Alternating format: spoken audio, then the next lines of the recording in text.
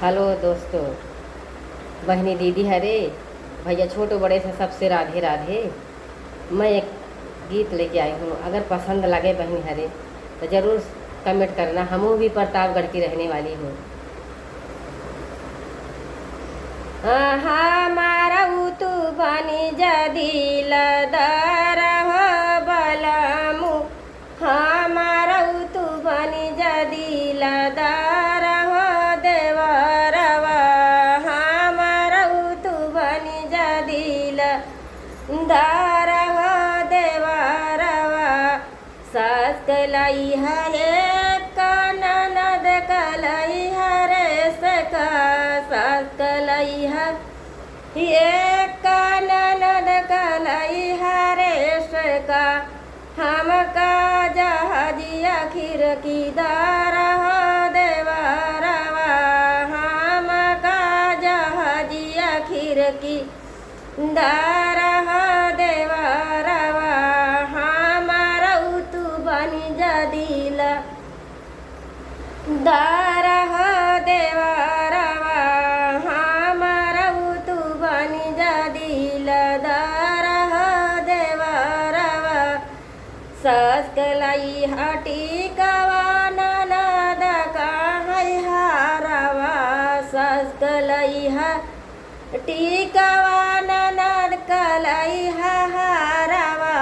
हमारा झूलनिया लहरेदार देवरवा, हमारा झूलनिया लहरेदार देवरवा।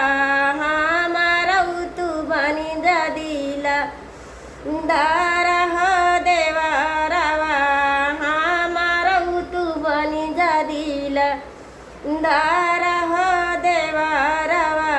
सास कलाई साड़िया ननद कलाई लहंगा, सास कलाई साड़िया ननद कलाई लहंगा। हमारा चुनरिया लहरेदार देवरवा, हमारा चुनरिया लहरेदार देवरवा। हमारा तू बनी जदील दार देवरवा, हमारा तू बनी जदील दार देवरवा। सास कलाई कर धन ननद कर पाऊ जानिया, सास कलाई कर धन ननद का पाऊ जानिया।